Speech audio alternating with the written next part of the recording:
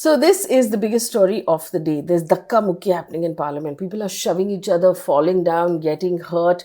I'm going to give you all sides of this story that has now resulted in police complaints and one woman MP accusing Rahul Gandhi of misbehaving with her. So everything that has happened so far, including what police complaint has been filed, both sides of the story. So you can decide if this is what our temple of democracy should actually be used for.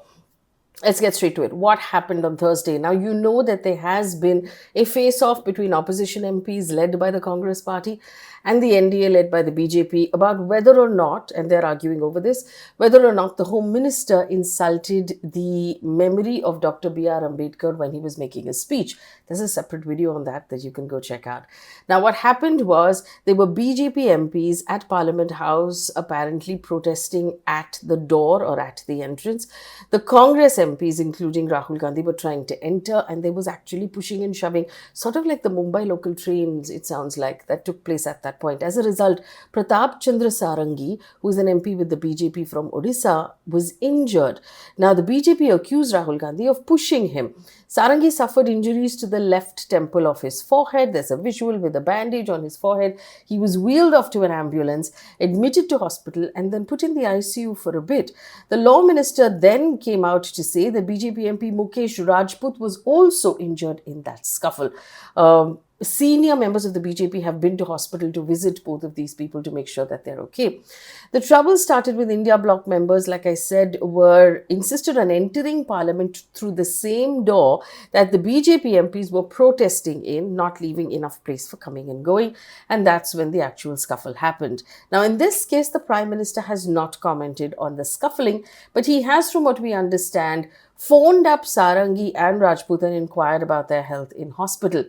Now, senior BJP members have come out to say and accuse Rahul Gandhi of pushing and shoving, and they've said that he's resorted to rowdy behavior or gundagardi, and that he pushed a senior member or an older member of the House. Rahul Gandhi has blotted the temple of democracy, has said Union Minister B.L. Verma. There's also been, interestingly, a strong reaction in Mumbai where the BJP cadre workers have vandalized the Congress party office, alleging that the Congress party has insulted Dr. B R Ambedkar. What is Rahul Gandhi's explanation, counter reaction to this? He was walking off when he turned around and he told the press that he pushed me. And he said that I was trying to enter parliament, BJP MPs were stopping me, pushing me and threatening me. He has also accused the BJP of staging this entire fight in order to distract from the Ambedkar row or the issue that's currently taking place.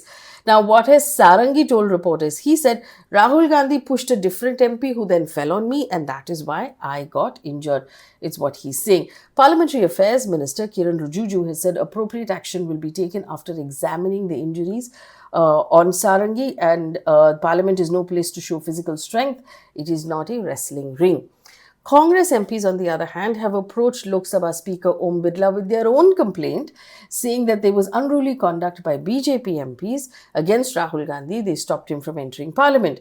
Now, in a letter to the Lok Sabha Speaker, Congress President Mallikarjun Kharge has also claimed that he was pushed by BJP MPs. He lost his balance. He was forced to sit on the ground, injuring his knees after he had recently undergone surgery.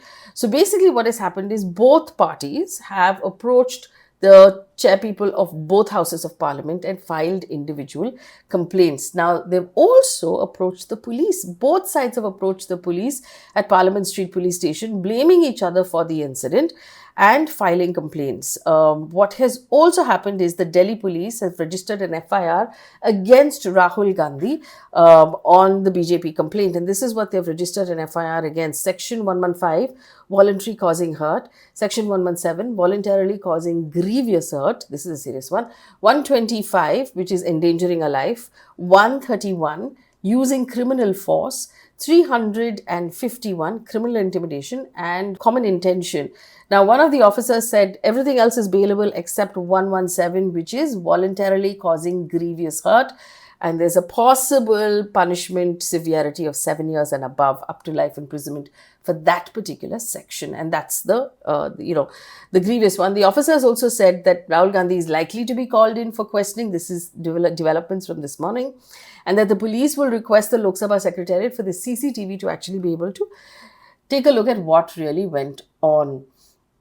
Now, there's another incident that has taken place. A woman BJP MP from Nagaland has said that in Rajya Sabha, Rahul Gandhi came very close, and I'm quoting, very close proximity of me during my peaceful protest. He shouted at me, he made me uncomfortable, and she has accused him of, and I'm quoting here, conduct unbecoming of his position as a leader of opposition. Now, Rajya Sabha chairperson Jaideep Dhankar has said that he received this complaint of the incident. She personally met him at his chamber. He has said, I'm looking into it. She was literally in tears when she filed the complaint. So this is what has happened so far. This is all sides of the story. And like I said, the parliament has been adjourned, winter session is over, and this is what has happened. And it's likely that the police investigation is going to continue and it will dominate headlines. But now that I have your attention, let me tell you, on my opinion, of 5 things that this parliament session could have discussed or should have discussed that would be of more use to citizens across the country. 1, the rupee is at an all-time low. I just want to remind you, pre-COVID in December 2019, the rupee was at 71 to a dollar. It is now at 85 to a dollar. This is a lifetime low. It has never been at this value. So why is this happening? The rupee is struggling because India's own economic growth is slow, because we have a widening trade deficit, which means we're importing more than we're exporting. We have bad capital inflows at this point. The latest data, in fact, has shown that as of November, our trade deficit was at an all-time low, which is the difference between what we import and what we export in dollar terms. Now, the question to ask yourself is, how is this affecting you sitting at home if the rupee is devaluing? Like, does it really matter? Let me tell you how it affects you. On a macro scale, it increases inflation. Why? Because we import crude oil and we use that to actually make petrol and diesel that we use to transport everything. If crude oil becomes more expensive because it's more rupees to the dollar, we will actually be paying more for petrol and diesel, which means transporting every single thing you buy that comes into your city or town on the back of a truck will become more expensive, which means your household budget will get squashed and you'll have less money left at the end of the month. Plus, you'll have to pay more for things like electronics, laptops, phones, anything that is either imported or components of which are imported will become more expensive. If you have a child who's studying overseas, that becomes expensive as well. If you're traveling overseas, it becomes expensive. If you have a business that is exporting businesses will do well because for everything you sell in dollars, you will make more rupees. But if you are importing in any way, like I said, that's going to hurt. What this will also mean is it will have an impact on our stock market and any sort of investment that hopes to attract dollars from overseas.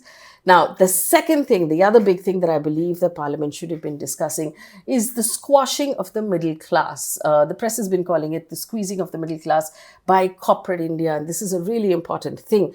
Now, according to research by FikiQuest Corp, and this is research that the Indian Express has accessed and reported on, they have said that corporate India has actually seen really high, 5-year high increase in profits, a 15-year high increase in profits, but we've seen no increase in wages. So big corporates, the biggest ones in the country, have actually, they're at a 15-year high in the kind of profits they're making, but they've not increased salaries at the same point. So they haven't increased salaries. Plus, remember, they're paying lower taxes than individuals. And why is this a problem for government? Because in several years ago, in 2019, the government actually slashed corporate taxes with the understanding that corporate India will use this money to invest, to create more jobs, to increase salaries. They have done none of that. And so there needs to be a discussion on what's happening to the middle class. So what's happening actually is that the corporates, in India is one of the few countries where this happens, corporate taxes are actually lower in rupees terms of what is collected when compared to taxes collected from individuals or people, and that really is a matter to discuss. India's chief economic advisor Ananta Nageshwaran has been flagging this penny pinching behavior of the private sector, saying that they're not actually spending what they should be spending on salaries and on wages, depending on what they are making. So basically, he has said that in early December, profitability of Nifty 500 companies were at a 15-year high, but staff costs were coming down.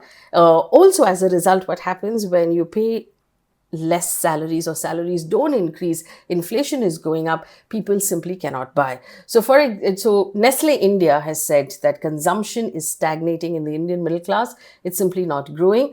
The FMCG company has actually said that India's middle class is shrinking.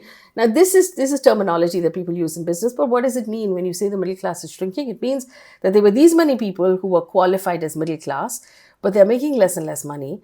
So that is becoming a smaller amount because they're moving one level lower. That is what it means when the middle class is shrinking. And this is something that should have been discussed in Parliament.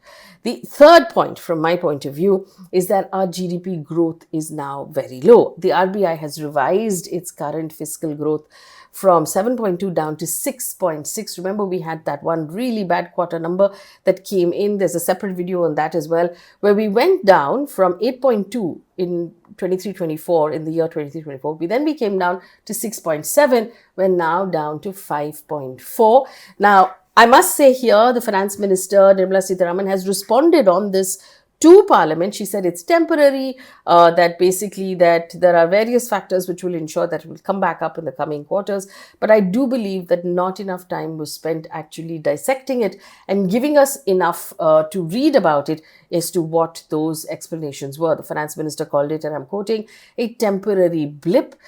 She was responding to a debate in Lok Sabha where she was asked about it, and she said India has seen sustained and steady growth, and it's averaged at about 8.3 over the last 3 years.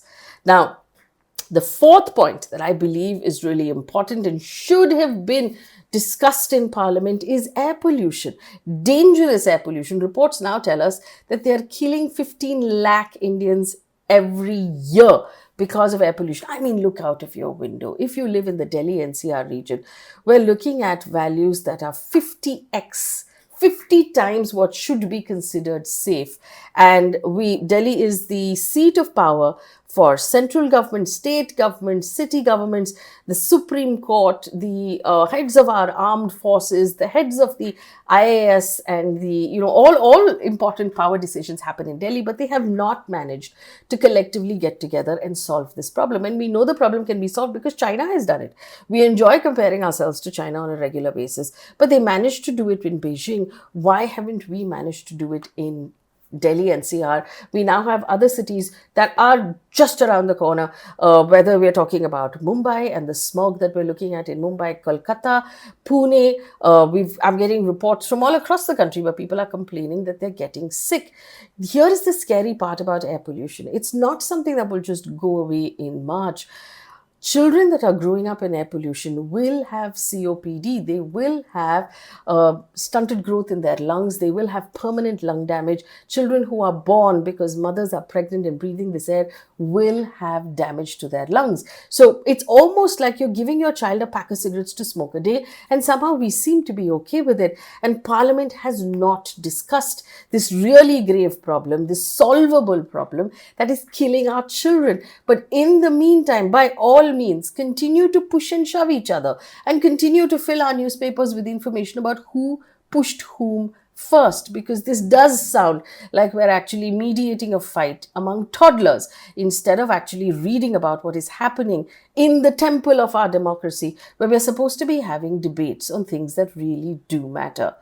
Give me your fifth point, and I've only given you 4. I've left room for one more. Write out in the comment section what you believe is the fifth thing that should have been discussed by Parliament in this session of Parliament. Should it have been safety for women? Should it have been high, very, very high school fees? Should it have been other forms of pollution in our rivers? Should it have been unemployment? There are so many things. The list could go on. What do you think should have been discussed in our Parliament in order to improve the lives of the average citizen?